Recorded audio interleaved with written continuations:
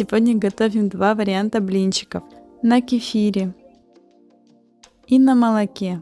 В конце видео узнаете, каким блинчикам я отдаю предпочтение. Начнем приготовление с вкусных и нежных блинчиков на кефире. Многие добавляют в тесто соду. Как по мне, она портит вкус блинчиков. И сахар я считаю лишним ингредиентом в тесте. Они и так очень вкусные, да еще и подаются с топпингами: медом, вареньем, сгущенкой, сметаной. Но вы поступаете на свое усмотрение, добавлять сахар или нет.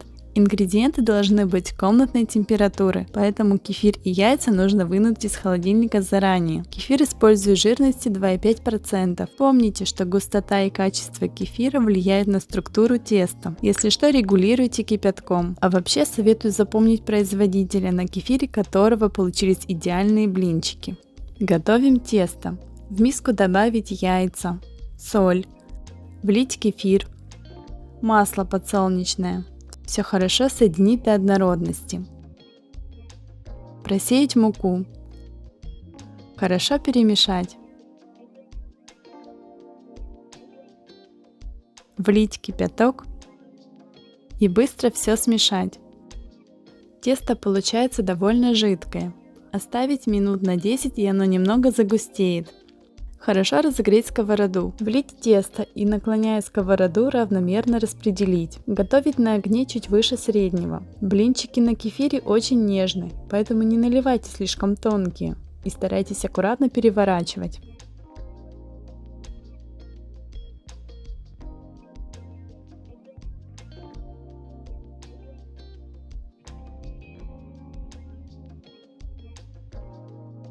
Из этого количества теста получается примерно 8-9 блинов диаметром 22 см.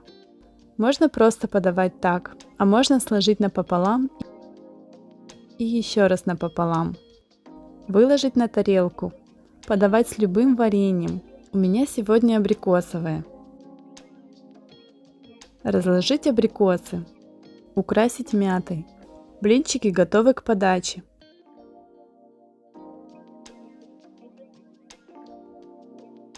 Вкусные, нежные, с приятной кислинкой.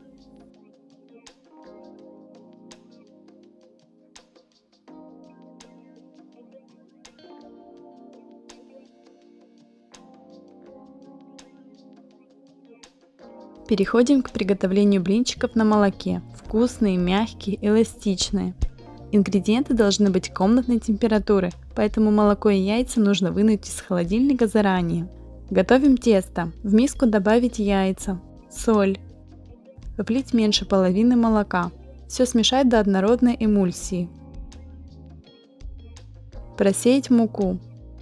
Хорошо перемешать. Влить оставшееся молоко. Еще раз перемешать. Влить подсолнечное масло. Смешать до однородности.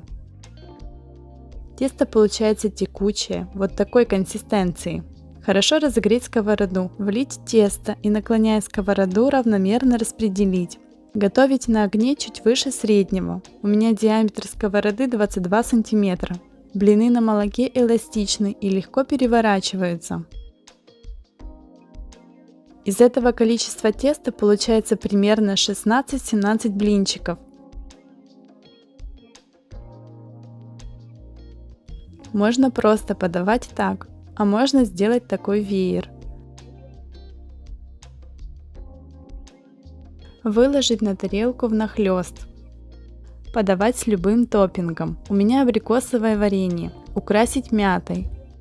Разложить ароматные абрикосы.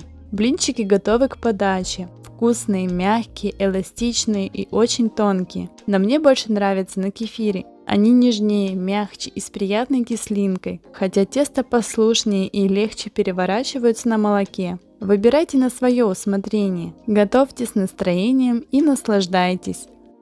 Вкусной вам масленицы!